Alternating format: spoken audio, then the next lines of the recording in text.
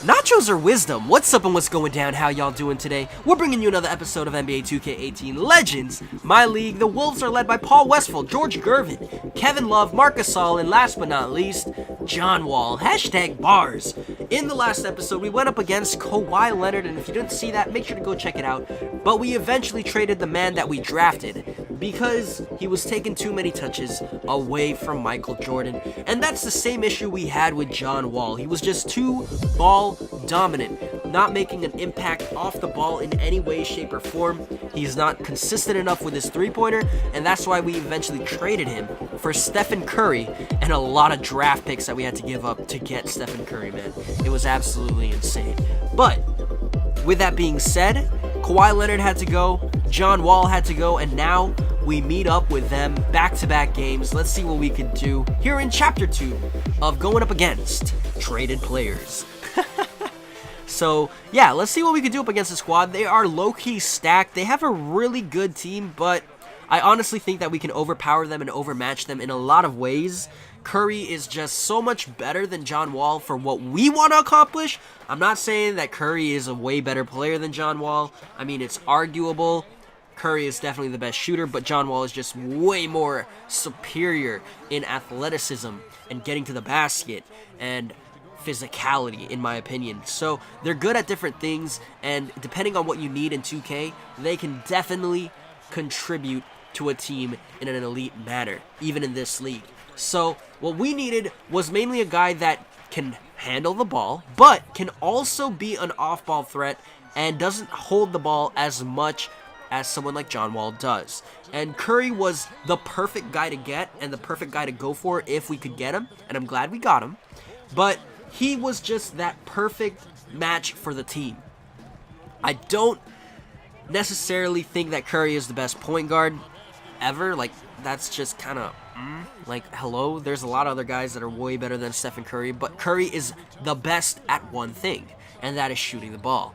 And he's a great playmaker. He's not a great defender. He's not great at a lot of other things, but at what he does, he's the best. So when Curry is off the ball, running those screens, it really does open up the floor, and it does give Michael Jordan options, because people want to double Michael Jordan, and we need a guy that can really space the floor at an extreme level. And that guy was Stephen Curry. And we got him. I'm glad we got him, and he has helped us out so much more, and he's worked out more beneficially, I would say, than John Wall ever could. Now, I'm not saying that John Wall is a bad player. I'm not saying that John Wall is not going to work out for us. But, I mean, he might have actually done okay on this team. But not to the point that Stephen Curry can and has already done, because their skill sets are just that much different. So for what you need on a team, it doesn't necessarily mean that you need the best player. You just need guys that can work together well and have synergy on the court. And that's what I tried to do, especially here with this My League and every My League series that I do. I always want to have a team that synergizes really well. I always want to have a guy that is not ball dominant at all in the starting lineup, because if everyone needs the ball, they're not going to pass the ball. So guys like an Andre Iguodala, guys like a Draymond Green, those guys don't need the ball in their hands, and they're perfectly happy in real life to pass the ball, spot up for threes, but not necessarily take the ball into their own hands to make something happen off the dribble all the time. They're capable of doing it, but they would much rather get the team involved. So you need guys like that. Those are guys that are essential to making chemistry work. When you have guys like Stephen Curry and Klay Thompson, they work together well because Klay Thompson doesn't need to dribble the ball a lot to score. Stephen Curry doesn't need the ball in his hands to get open. There's so many different things that work together well for the Warriors, and of course the fact that they're all elite shooters and they're pretty good, like, individually, that also helps out. But to have synergy on a team is what you need, and that's what we did and what we tried to accomplish. Now, for our starting lineup, we have a guy that can spot up for threes, and that's Stephen Curry. He can also run around the court, get open. He's a great ball handler. And he does all these things for us, and he opens up the court. That's his main job. He opens up the court for guys like Michael Jordan, for a guy like Michael Jordan. Then you got MJ, and he's the guy I want the ball in his hands most often. I want him in the paint. I want him on the perimeter. I want him bringing the ball up. I want him to have the ball as much as possible. And he's going to be the catalyst for the offense because I want him to have the most touches. I usually want him to have the most points because if he's having a good game, people have to defend him. And people have to really get on his case. So that's why I want Michael Jordan to have that. And he's also one of our lockdown defenders. You always need a lockdown defender on your team, especially when you have something like a Legends Miley. And Giannis Antetokounmpo doing the work. Slamming it home on top of the defense. But moving on, we got Giannis. And a perfect segue into Giannis. That dunk was just crazy. He's the occasional highlight playmaker that we have. I personally think of him as the, I don't know what you want to call it, but like the boost factor to get momentum going in cases when you can't really get something going. But he's also a lockdown defender. He's a secondary playmaker. He's well enough, good enough in that department at making passes and good decisions with the ball. He's just perfect for what we need to do. The only thing I have a knock on is he can't shoot threes as well, but we are working on that in our training, and he's been knocking down more threes as the season progresses, so I'm liking what I'm seeing from that. Then you got Tim Duncan. He's a post player, but we don't necessarily need him to do that. All we need Tim Duncan to do is defend and rebound, but mainly rebound. And if we need some baskets down low, he'll be able to do that as well.